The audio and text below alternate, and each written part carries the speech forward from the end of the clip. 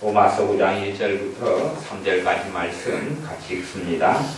내가 그리스도 안에서 참말을 하고 거짓말을 아니하노라.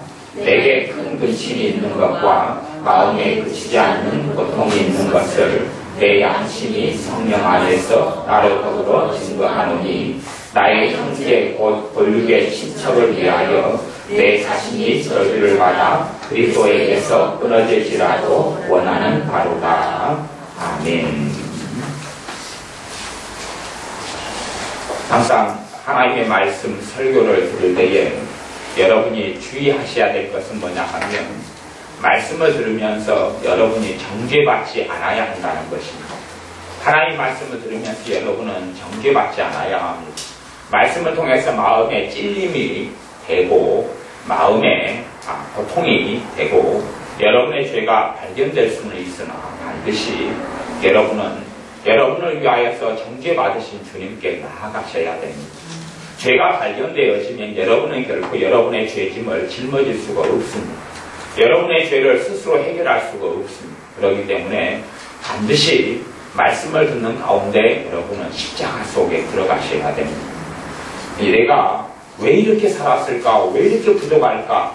하고 한탄하는 건 필요하지만 그것이 주님 앞에서 십자가 앞에서 하는 한탄이 아니라 십자가 속에 들어가고 복음 속에 들어가는 한탄이 아니라 나를 책망하고 자책하는 한탄이 된다면 세상 근심이 되어지고 그리고 하나님께서 기뻐하시지 않게 되어집니다. 그렇기 때문에 참으로 설교자인 저 자신이나 또한 많은 설교자들도 주의해야 될 것은 뭐냐 하면 설교가 말씀이 윤리 설교가 되지 않도록 해야 하는 것이 주의할 점이 될 것입니다. 여러분들도 말씀을 윤리로 받아들여서는 안 됩니다. 이렇게 살아야지 저렇게 살아야지 내가 왜 이렇게 살지 못했을까 하는 윤리에서 그쳐버리면 안 됩니다. 이렇게 해야지 하지 말아야지. 그게 아니라 하나님의 말씀은 능력이고 그리고 말씀을 통하여 내 삶을 돌아보되 반드시 주님의 십자가 속에 복음 속에 여러분이 들어가셔야 합니다. 오늘의 로마서 9장의 말씀을 통해서 전하는 것은 하나님의 비통함이라는 제목으로 말씀을 나눌 것입니다.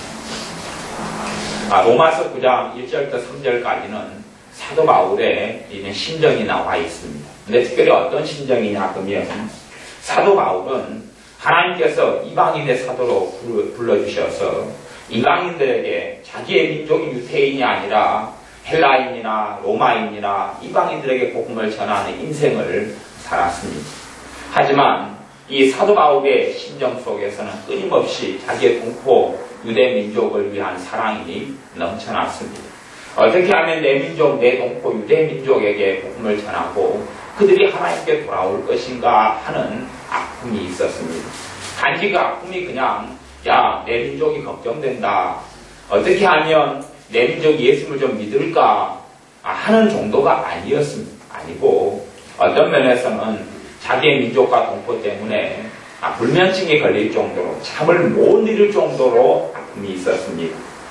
그것이 9장 3절에 나오는데 나의 형제 곧 권륙의 친척을 위하여 권륙의 친척이라는 이야기는 사도 바울의 친척을 이야기하는 게 아니고 유대민족 자기 동포를 이야기하는 단어입니다.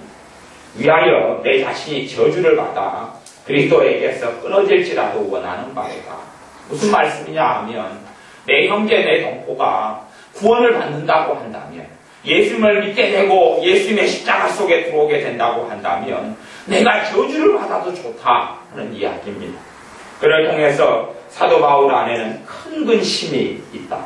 마음에 그치지 않는 고통이 있다. 그렇게 1절 2절에 말씀합니다. 사도 바울 안에 큰 근심, 자기의 동포를 위한 큰 근심과 그치지 않는 고통이 있다. 그렇게 말씀해요. 이것이 사도 바울의 서신서들을 공통적으로 보면 우리가 발견할 수 있는 것입니다. 바울 안에는 자신의 민족, 동포, 주님을 알지 못하는 민족과 동포를 위한 아픔과 고통을 가지고 있었습니다. 이것은 단지 사도 바울이 가지고 있는 것이 아니라 주님의 마음을 사도 바울이 받아들인 것입니다. 주님의 마음을 사도 바울이 받아들인 것이지, 사도 바울이 주님보다 사랑이 더 대단해가지고 주님이 안 가지고 있는 그러한 마음과 그러한 애통함과 그러한 비통함과 그러한 절절히 끓는 마음을 자기의 동포를 위하여 가지고 있었다는 것이 아닙니다. 아니며 동포 유대인들을 위한 아픔과 비통함과 근심과 환란과 그들이 하나님께 돌아오지 못하고 어떻게 하나님을 알게 될까 하는 것에 대한 그치지 않는 고통이 바울의 마음 가운데 있었다는 이야기고, 이것이 하나님의 아픔이고 하나님의 고통입니다. 하나님의 자녀에게는 실상은 두 가지가 있어야 됩니다. 하나는 뭐냐 하면, 내가 참으로 어떤 사람이 간데 하나님께서 나를 부르셔서 하나님을 믿게 하셨는가, 예배하게 하셨는가, 하나님께 기도하게 하셨는가, 하나님의 말씀을 읽을 수 있는 자유와 특권과 은혜를 주셨는가 하는 감격이 반드시 있어야 됩니다. 또 하나는 하나님을 알지 못하는 사람들에 대한 아픔이 있어야 됩니다. 하나님을 믿지 않는 사람들에 대한 아픔과 고통이 있어야 됩니다. 이 두 가지가 신자에게는 마땅히 있어야 됩니다. 이 믿는 신자가 이 두 가지를 잃어버린 이유가 있습니다. 잃어버린 이유는 내가 참으로 영적인 진실과 진리에 대해서 관심이 없고 무관심하기 때문에 그렇습니다. 영적인 진리와 진실이라는 것은 천국이 있고 지옥이 있다는 것입니다. 천국이 있고 지옥이 있다는 것입니다. 그 무엇보다도 주님께서 지옥에 대해서 많은 말씀을 하셨습니다. 사람이 한 번 죽는 것은 정하신 것이고 그 위에는 하나님의 심판이 있습니다. 그리고 주님을 알지 못하는 사람들, 주님을 믿고 주님을 순종하고 따르지 않는 사람들은 영원한 불못으로 불지옥으로 떨어지는데, 그것은 다시금 돌이킬 수 없는 것입니다. 돌이킬 수 없는 것입니다. 이번에 일본의 대지진을 통해서 몇만 명이 한순간에 죽었지 않습니다. 그들의 죽음을 누가 예측할 수 있었습니까? 그들이 한순간에 수만 명이 죽어서 멸망을 당해버렸는데 그것을 누가 예측이 가능했다는 이야기입니다. 또한 방사능의 문제 때문에 아마 얼마나 사람들이 죽어갈지는 모르겠습니다. 하지만 그들의 죽음 뒤에는 하나님의 심판이 기다리고 있습니다. 경제적인 문제가 일어나기 시작하면서 전 지구적인 경제적인 문제가 일어나기 시작하고 있는데, 그걸 통해서 많은 사람들은 굶주려야 할 것이고 또한 많은 사업들은 부도가 나기 때문에 수없이만이 자살하고 또 죽게 될 것입니다. 또한 가정이 돈이 떨어지니까 불화하고 이혼하고 파탄이 나는 경우도 앞으로는 훨씬 더 많아질 것입니다.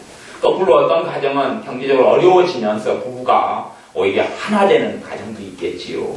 자녀들은 점점점 부모에게 반항하고 문제를 일으킵니다. 그렇게 세상이 달라져 갑니다. 반드시 기억해야 할 것은 우리의 삶이라는 것이 지금까지 여러분이 살아왔던 인생만큼 평탄하게 되어지거나 아니면 여러분이 내가 앞으로 20년간 더 살 수 있을 것이다, 10년간 살 수 있을 것이다, 30년간 살 수 있을 것이다, 내가 언제 죽을지 모르겠는데 한 50년은 살 수 있을 것이다 하는 아니란 마음에는 절대 젖어 있어서는 안 됩니다. 정말로 아니란 마음입니다.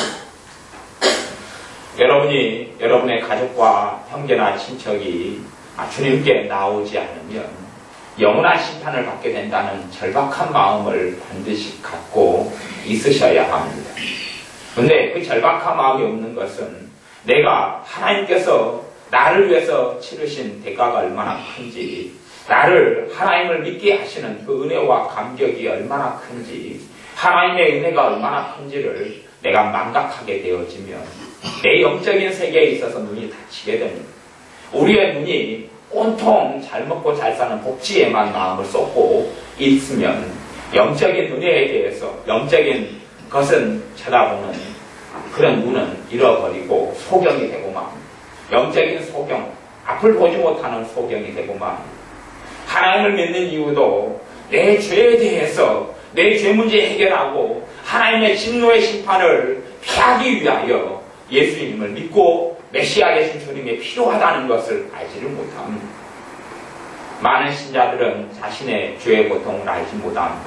죄의 고통을 알지 못한다는 이야기는 주님의 복음에 대해서 감사도 하지 않고 감격하지도 않는다는 이야기입니다. 죄의 고통이라는 것은 내가 얼마나 극악한 죄인인가를 보지 못한다는 이야기입니다. 내가 얼마나 죄인인가. 하나님께서 하나님의 법인 율법을 구약시대에 주셨는데 율법의 기능이 로마서에 나와 있는데 그 중에 첫 번째 기능은 죄를 깨닫게 하는 것이다 그랬습니다. 법이 없을 때에는 사람들이 죄를 알지 못합니다. 내가 잘못했는지를 알지 못합니다. 하지만 법을 통해서 내가 죄를 깨닫게 되는 것입니다. 하나님의 말씀의 법을 통해서 율법을 통해서 내가 정말로 죄짓고 살고 있구나. 내가 정말로 하나님께 악하고 살고 있구나 하는 법을 깨닫게 되고 죄를 깨닫게 되어져야 합니다. 율법의 또 다른 기능은 죄를 깨닫게 됨으로 예수님께 인도하는 몽학선생이 된다. 초등교사가 된다. 그렇게 말씀합니다. 죄를 깨닫게 됨으로 주님이 필요하고 메시아가 필요한지를 알게 됩니다. 대부분의 신자들의 믿음이 약하게 예수님을 믿다가 또 조금 믿다가 어려움이 생기면 주님을 따라가거나 믿음이 약해져 버리거나 주님을 따르는 것이 약해지거나 없어져 버리는 이유는 뭐냐 하면 자신들이 어떠한 죄인인지를 알지 못하기 때문에 그렇습니다. 자신들이 어떠한 존재인지를 알지를 못합니다. 그리고 단지 예수를 믿으면 병이 치유되고 예수를 믿으면 천국 간다고 하니까 믿는다 하는 것입니다. 예수를 믿으면 기도할 수 있으니까 기도하면 하나님이 도와주신다네 해서 믿는 것입니다. 하지만 우리의 죄 문제가 해결되지 않으면 다 지옥으로 떨어집니다. 내 죄들의 문제가 해결되지 않으면 사람들이 자기가 나는 별로 죄가 없어. 죄가 있어도 예수님이 나를 위해 죽으실 정도로 나를 위해 십자가에 못 박혀 죽을 정도로 나는 심각한 죄인이 아니야 라고 생각하는 사람들은 사실은 예수님을 안 믿고 있는 사람들입니다. 예수님을 믿는다는 의미는 두 가지 의미가 있습니다. 첫째는 예수님을 주님으로 믿는다는 이야기입니다. 주님은 내 삶의 주인으로 믿는다는 이야기입니다. 주인이면 나는 종의 자리에 있는 것이죠. 종은 주인이 원하는 뜻대로 살아갑니다. 주인님, 내가 무엇을 어떻게 하고 살까요?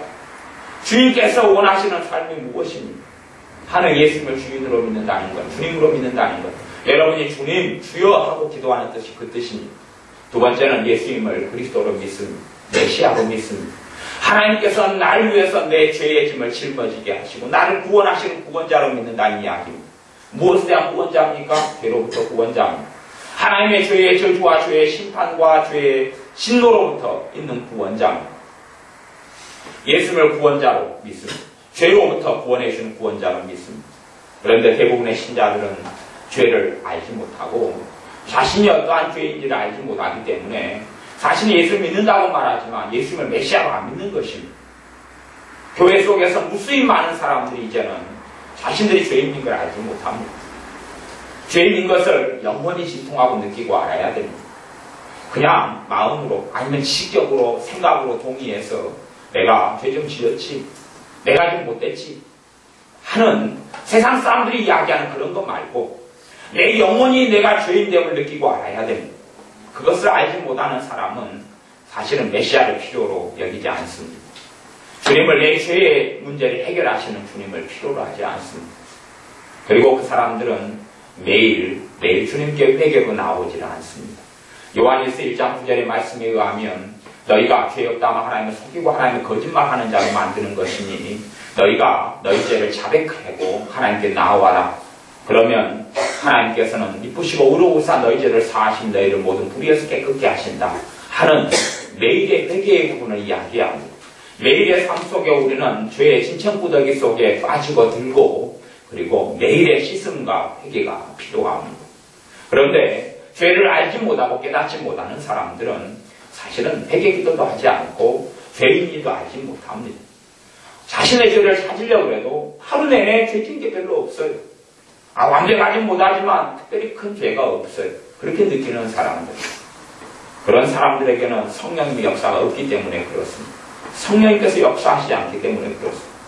성령님께서 역사하시고 성령님께서 이 땅에 예수님의 영으로서 하나님 아버지의 영으로서 믿는 신자들에게 오신 첫 번째 이유는 죄를 깨닫게 하시려고 오셨다 그럽니다. 근데 성령님께서 내게 역사하시면 내가 죄를 깨달아지고 알아져요. 내가 성기려고 분노를 했어요.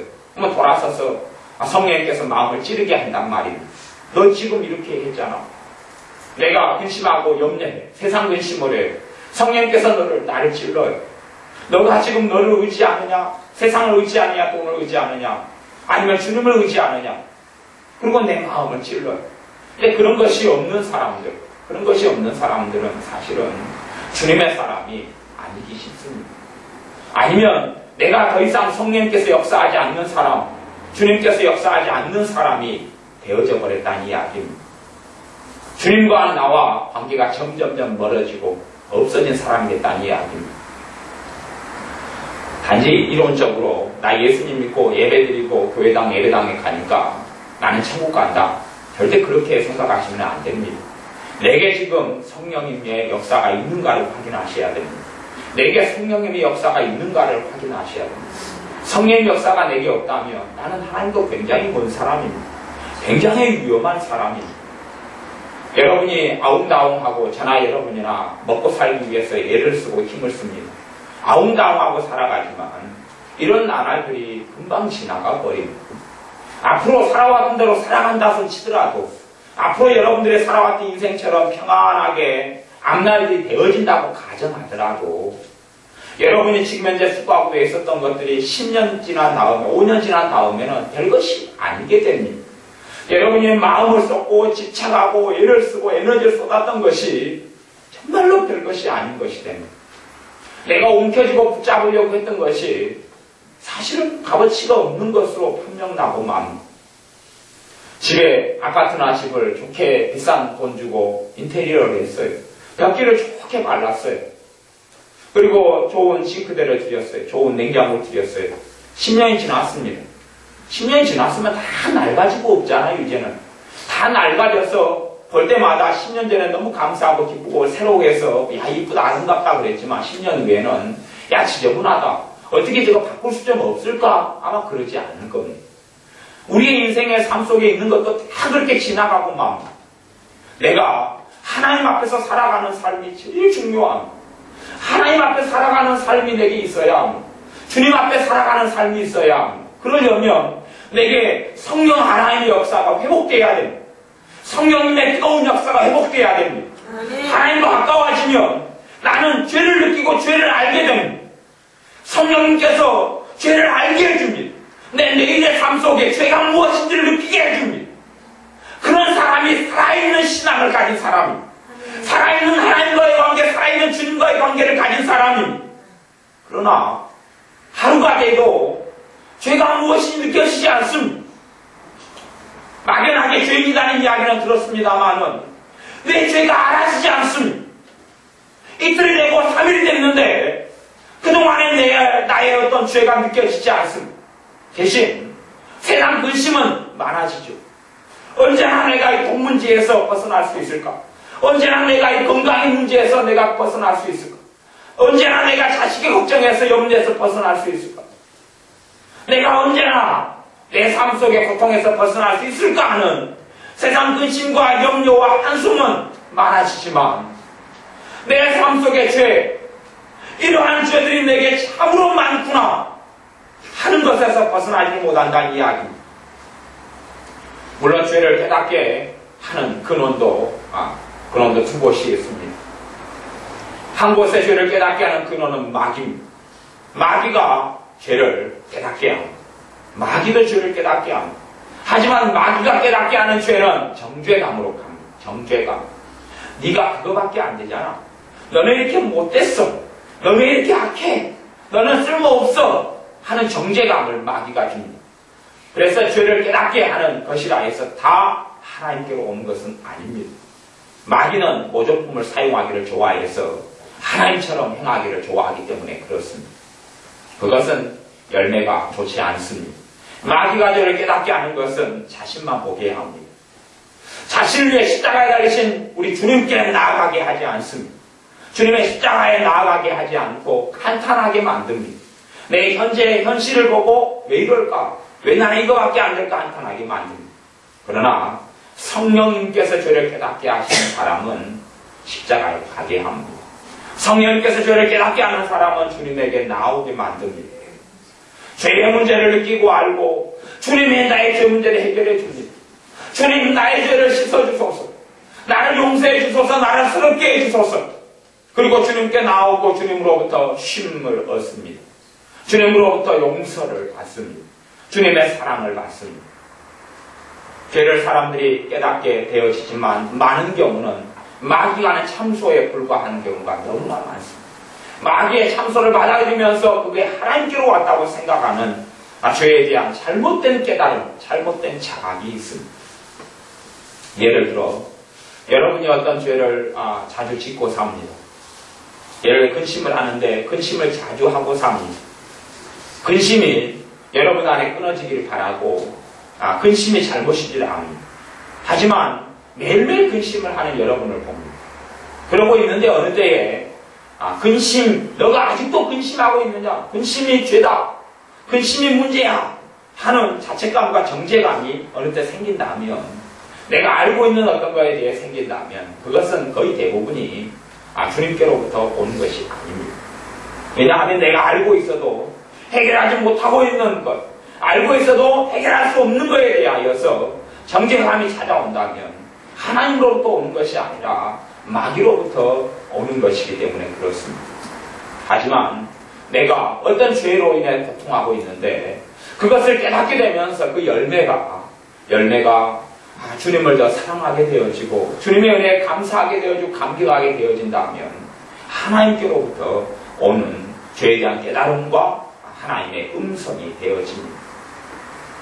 신자의 삶에는 하나님의 음성이 있어야 합니다. 신자의 삶에는 주님의 음성이 있어야 합니다.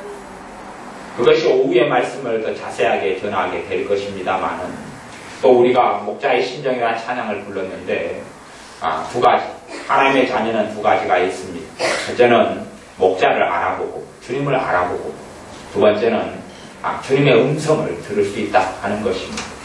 내 양은 내 음성을 듣는다고 이야기했습니다.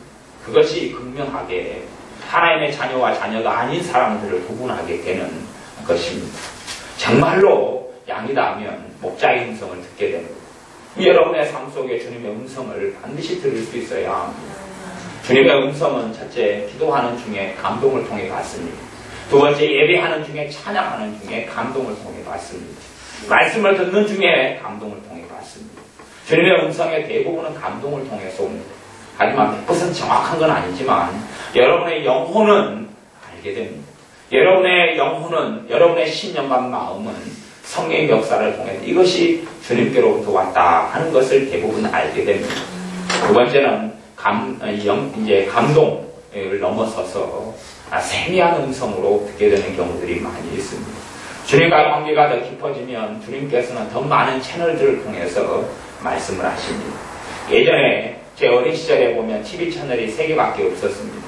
MBC, KBS 이런 거 있잖아요. 이런 거밖에 없었는데 그 다음에 이제 교육방송도 나오고 그리고 지금은 수없이 많은 채널들이 만들어졌습니다.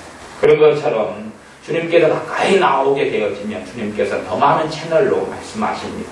그래서 주님 가까운 사람에게는 꿈을 통해서도 자주 말씀하시고 심지어 환상을 통해 보여주시기도 하시고 그리고 성령님의 여러 가지 은사들을 주셔서 지식의 말씀 은사나 지혜의 말씀 은사나 지혜의 말씀 은사를 받은 사람은 하나님의 지혜가 하나님의 음성으로 계속 오게 됩니다. 깨어있고 주님과 가까이 하는 사람들 하나님의 지혜가 하나님의 음성으로 오게 됩니다. 지식의 말씀 또 예언 또 방언을 하는 가운데 주님께 주시는 이러한 영감과 그런 말씀 이런 것들이 하나님의 진짜 신자에게는 있게 되어집니다. 은사들이 없다 해서 진짜 신자가 아니라는 게 아니라 진짜 신자는 반드시 주님을 알고 주님의 음성을 듣게 된다라고 성경에 나와 있습니다. 그렇기 때문에 사실은 성경에 나오는 말씀 죄를 깨닫게 하시는 성령의 역사도 주님의 음성에 속합니다. 그런 것이 없는 사람들은 내가 주님을 진실로 신실하게 믿고 있지 않은 것입니다. 예수를 믿는다 그럴 때에 믿는 첫 번째 것은 뭘로 믿는 누구로 믿느냐? 예수를 주님으로 믿고 예수님을 메시아로 믿는다 그랬습니다. 나를 죄에서 구원할 구원자로 믿는 것이다 그랬습니다. 그러면 내가 내 죄를 깨닫지 못하면 내가 참으로 주님이 아니고서는 구원받을 수 없는 자인 것을 깨닫지 못하면 예수를 믿는다 그러지만 예수를 다른 존재로 믿는 것입니다. 다른 존재. 그냥 예수님을 믿으면 천국 간다니까. 하지만 천국은 주님의 자녀를 위해 준비한 것입니다. 죄를 느끼고 죄를 깨닫고 그게 한탄하고 탄식하고 그리고 주님을 부르는 사람들입니다. 예수 그리스도를 부르는데 죄로 인하여 고통하고 침통하면서 부르는 사람들, 그런 사람들이 구원 얻는 사람들이 됩니다.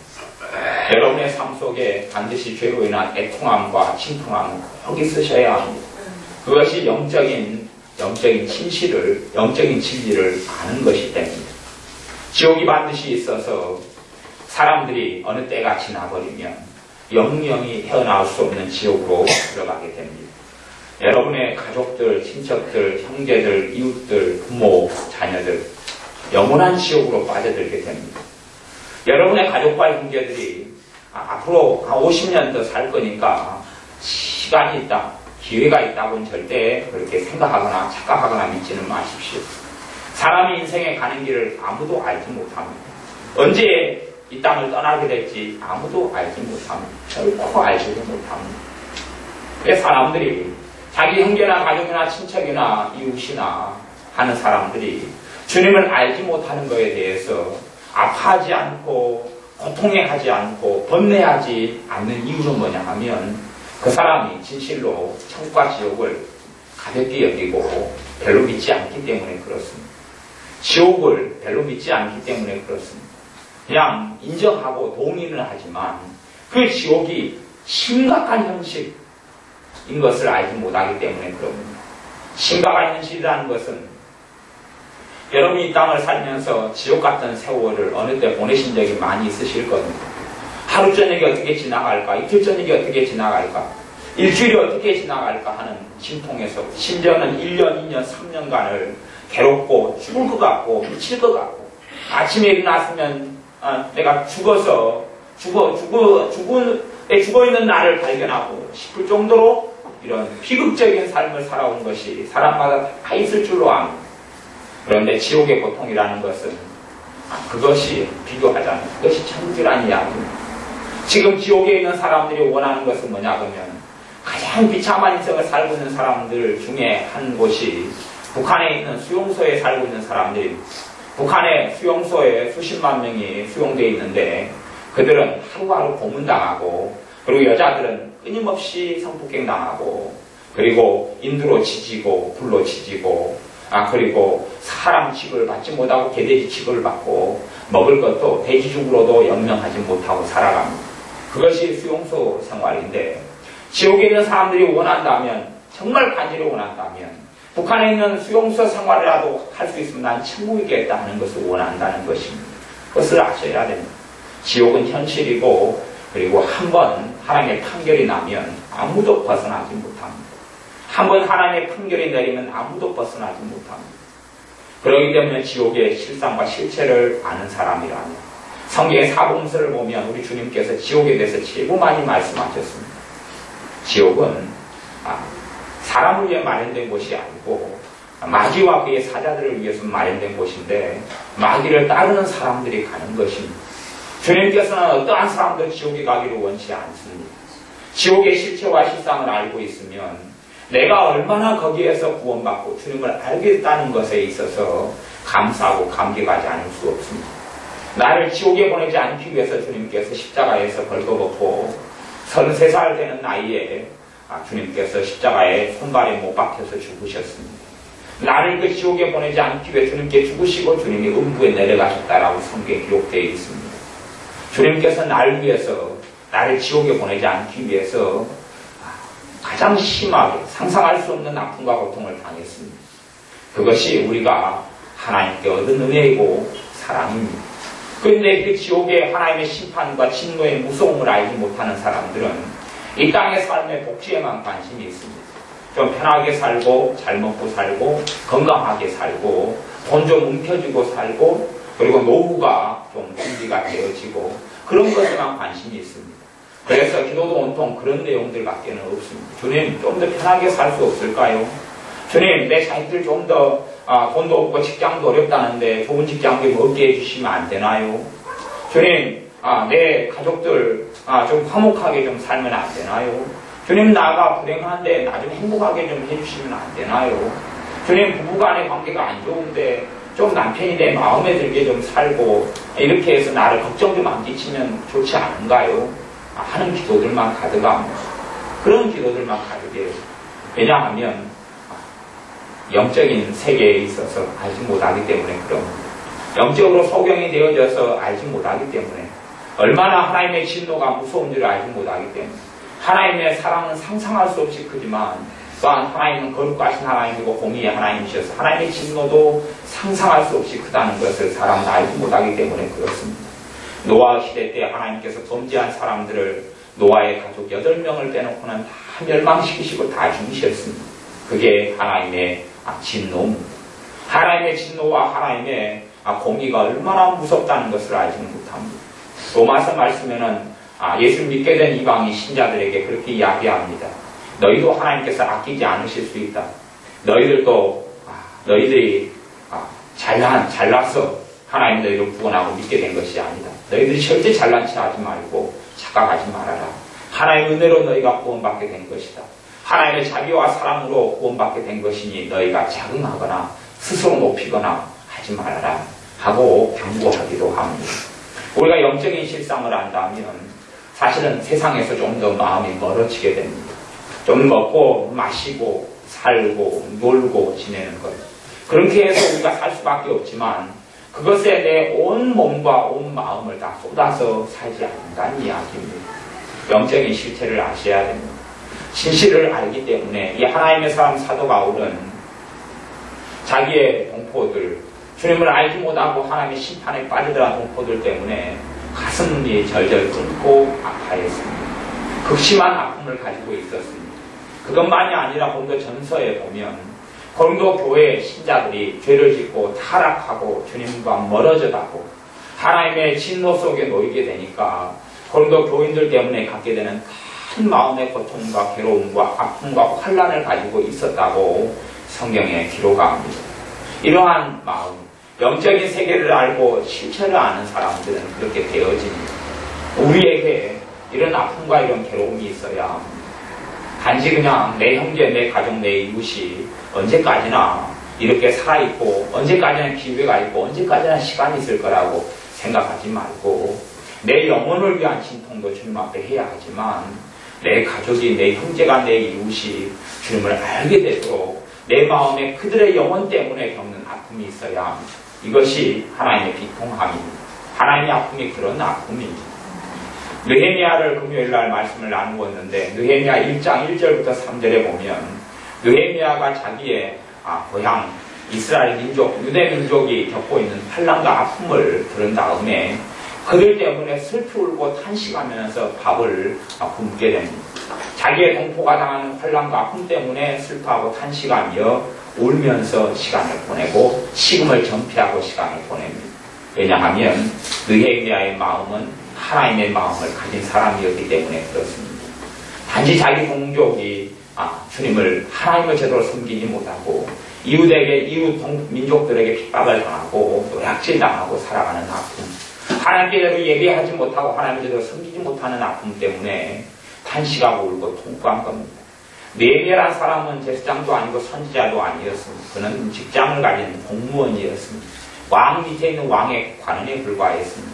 하지만 느헤미야는 하나님의 마음을 가진 사람, 동포의 아픔을 느끼는 사람, 그들의 슬픔에 같이 탄식하고 우는 사람이 느헤미야였습니다. 그러니 하나님께서 느헤미야를 통해서 아름다운 역사를 일으키셨고 이스라엘 백성들의 신앙을 하나님께로 돌아오게 했습니다. 우리의 가족들이 신속하게 죽어버릴 것입니다. 우리의 인생도 주님 앞에 준비하지 못하면 신속하게 사라져갈 것입니다. 신속하게 썩어져 갈 것입니다. 하나님의 음성, 주님의 음성을 듣지 못하는 사람은 하나님의 자녀라고 말할 수가 없습니다. 그 요한복음 10장의 이야기입니다. 오후에 말씀도 깊이 나누겠지만 여러분이 깊이 상고하시고 하나님의 음성을 듣는 사람이 꼭 되어야 합니다. 성령님의 역사가 내 삶 속에 나타나지 않으면 나는 하나님의 자녀가 아닙니다. 성령님의 음성을 듣지 못하면 나는 하나님의 자녀가 아닙니다. 성경대로 이야기합니다. 성경대로. 그것이 요한복음 10장에는 3번 반복되어 있으니 오후에 말씀을 깊이 더 나눠보겠습니다. 내가 진정한 주님의 사람이라면 다른 영혼에 대한 진통을 내가 느끼게 됩니다. 다른 사람에게 기다리고 있는 지옥의 심판을 내가 느끼게 됩니다. 내 영혼의 진통만이 아니라 내 이웃, 내 자식, 내 형제에 대한 진통을 앓게 됩니다. 무수히 많은 사람들이 쓰러지고 죽어가고 사라져갑니다.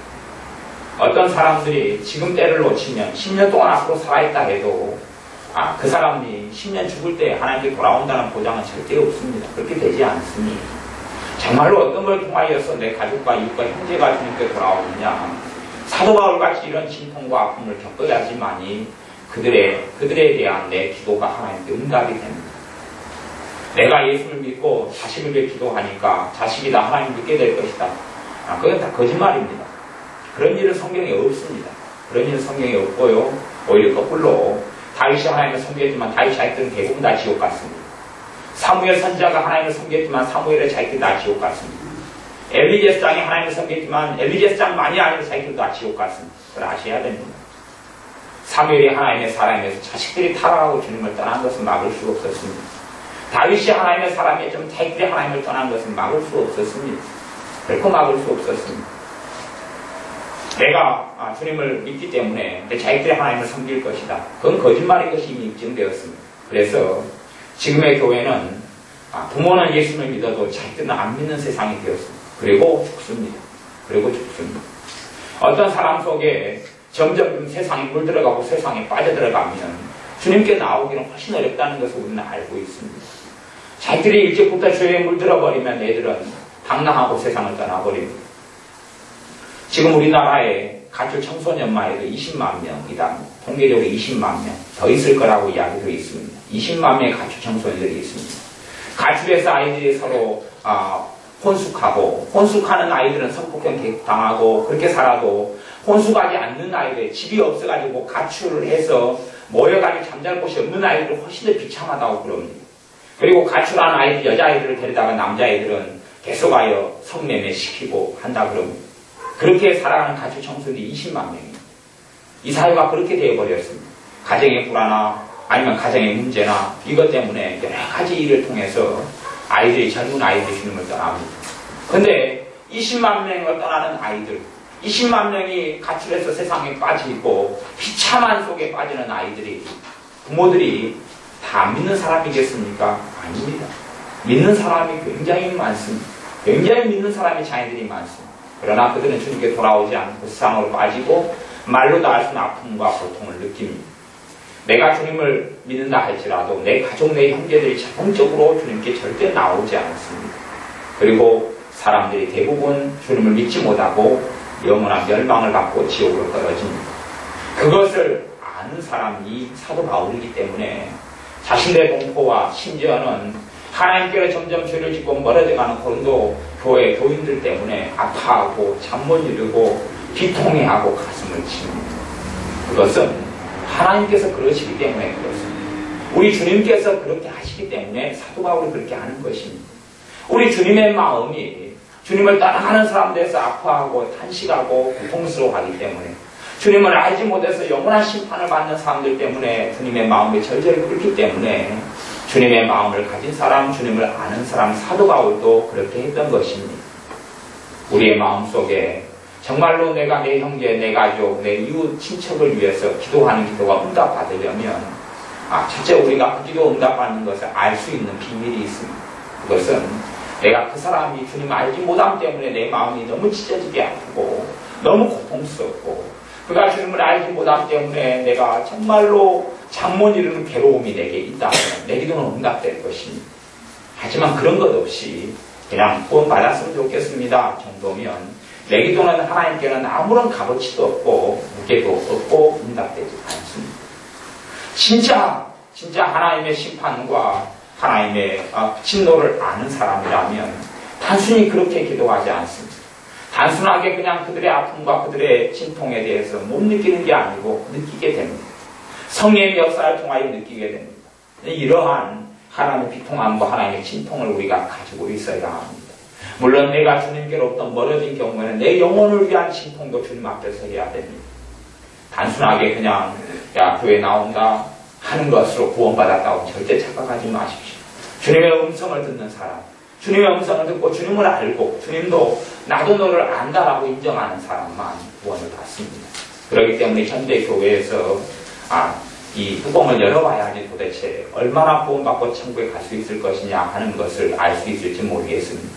제가 그것을 다 신뢰하지 않습니다만은 우리나라 유명한 한 목사님이 박용주 목사님이라는 한 교회 목사님이 죽어서 주님께서 천국과 지옥으로 데려가셨습니다.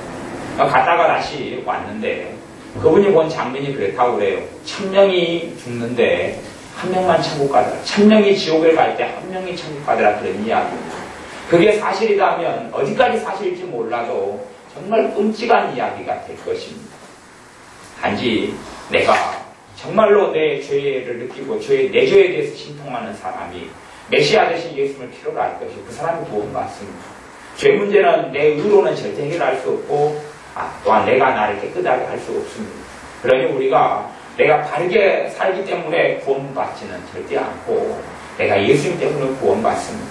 내가 죄로 인한 아픔을 느끼고 내 죄로 인하여 주님께 나아갈 때 탄식할 때 오라 공부한 사람이로다 이 사망의 몸에서 누가 나를 건져내랴 하는 탄식이 있을 때 그런 사람이 주님을 알게 됩니다. 나아가서 그 탄식을 아는 사람, 내 영혼의 진통을 아는 사람은 내 가족을 위해서 진통하고 내 형제를 위해 진통합니다. 그러나 예수 믿는다는 것, 구원받는다는 것이 무엇인지를 모르고 느끼지 못하는 사람은 경홀히 여기고 가볍게 여깁니다. 그래서 히브리서 말씀에는 이 큰 구원을 등한히 여기는 사람, 경홀히 여기는 사람들을 하나님께서 가만 놔두시지 않는다라고 이야기했습니다. 참으로 주님께서 구원해 주신 그 큰 구원을 가볍게 경홀히 여기는 사람, 그런 사람은 실제로는 주님의 사람이 아닙니다. 주님을 알지 못하는 사람으로 판명나고 말 것입니다.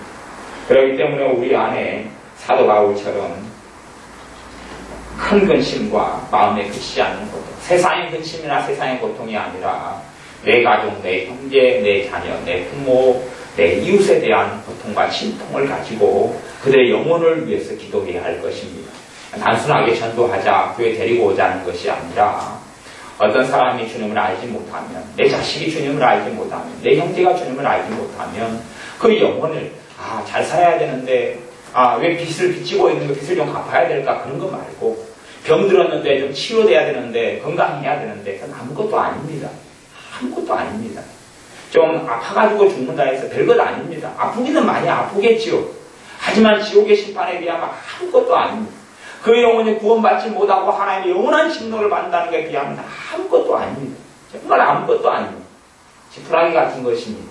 우리 안에 각 사람들의 영혼에 대한 아픔과 그의 영혼에 대한 진통, 그것 때문에 어떤 괴로움이 있어야 됩니다. 그렇게 그것이 있을 때에 성령께서 우리의 역사하시기 시작합니다. 성령 충만도 그렇습니다. 오순절의 성령 강림도 그 이유가 있습니다. 우리가 다 교회가 요즘 교회들이 성령 충만케 해주셔서 기도하지만 성령 충만을 받지 못하는 이유가 있습니다. 그것은 자신의 복지를 위한 성령 충만을 구하기 때문에 그렇습니다. 성령 충만하면 기쁘고 성령 충만하면 행복하고 성령 충만하면 은혜도 받고 성령 충만하면 재미나게 살기 때문에 성령 충만을 대부분 구합니다. 하지만 진짜 성령 충만의 이유가 사도행전 1장 8절에 나왔는데 오직 성령이 너에게 임하시면 너희가 권능을 받고 예루살렘과 사마리아와 온 유대와 땅끝까지 내 증인이 되리라. 증인 되려고 각 영혼들을 주님께 인도하려고 주님의 복음을 전파하려고 성령께서 임하시는 겁니다. 성령 충만이 그래서 나타나는 것입니다. 각 영혼에 대한 진통함을 가진 사람들에게 성령 충만이 나타날 것입니다. 왜냐하면 그러기 위해서 오신 분이 성령 하나님이기 때문에 그렇습니다. 메시아 되신 주님을 증거하시려고 오신 분이 성령 하나님이시기 때문에 그렇습니다. 그러니 영혼에 대한 아픔과 진통을 가지고 있는 사람에게 성령께서 능력을 주시고 그리고 함께 하시게 됩니다. 영혼에 대한 진통이 전혀 없는 사람, 영혼에 대한 관심이 전혀 없는 사람, 잃어버린 내 형제에 대한 아픔이 전혀 없는 사람, 그 사람 거꾸로 자기 영혼에 대한 관심도 없는 사람이라는 이야기입니다. 자기 영혼을 위해서 주님께 치르신 대가가 어떠한지도 사실은 느끼지 못하는 사람이라는 겁니다. 주님의 십자가의 구원의 감격도 알지 못하는 사람이라는 겁니다. 그러나 거꾸로 우리가 잃어버린 영혼에서 아파하고 고통하고 진통하면 주님께서 오히려 거꾸로 내 삶에 어떤 문제를 놓고 기도하는 것까지도 해결이 돼가기 시작합니다. 신기한 일이죠. 왜냐하면 그것이 주님의 뜻이기 때문에 그렇습니다. 너희는 그의 나라와 그의 의를 구하라 그랬지. 그래야 이 모든 것을 너에게 더하시리라. 근데 우리는 모든 것에 관심이 있고 먹고 마시고 사는 게 관심이 있습니다. 그러나 다른 사람 영혼에 대한 아픔, 내 자식의 영혼에 대해서, 내 부모의 영혼과 형제의 영혼, 친척의 영혼에 대한 아픔과 눈물과 탄의 역사가 나타날 것이고 성령의 역사를 통하여 내 삶 속에 자유함이 나타나기 시작할 것이고 내 기도는 하나님께 응답될 것입니다. 영혼에 대한 진통이 없는 사람은 점점점 믿음을 잃어갑니다. 구원의 감격도 사라져갑니다. 세상 근심만 가지고 들어옵니다. 주님을 아는 영적인 눈도 닫혀버리고 맙니다. 그렇기 때문에 현대의 많은 신자들이 단지 어떤 가을날 전도 무슨 하는 날을 통해서 사람 데리고 오는 정도 말고 그런 게 있어도 신앙과 믿음이 회복되지 않습니다. 하지만 영혼에 대한 신통을 가지고 있는 사람은 주님과 생생한 은혜의 관계 속에 들어갑니다. 사도 바울처럼 그런 사람을 위한 이런 그치지 않는 고통을 가지고 있는 사람, 그런 사람에 대한 큰 근심을 가지고 있는 사람, 한식을 가지고 있는 사람, 그런 사람에게 주님께서 함께 하시고 성령님께서 함께 하시고 그런 사람의 삶 속에 넘치는 주님의 은혜가 있게 됩니다. 그러니 우리는 기도해야 됩니다. 각 영혼에 대한 근심과 한식이 있는 사람이 되게 해주십시오. 잃어버린 영혼에 대한 아픔과 눈물과 괴로움이 있는 사람이 되게 해주십시오. 주님의 괴로움을 내가 같이 가지게 해주십시오. 그리스도의 남은 고난, 주님의 남은 고난이 있습니다. 그 고난을 우리가 짊어지는데 그것이 이것입니다. 주님께서 이야기합니다. 누구든지 나를 따라오려거든 자기 십자가를 지고 나를 따라와. 자기 십자가를 지고 나를 따르지 않는 자는 내 제자가 아니고 내게 합당치 않다고 이야기했습니다. 십자가가 무엇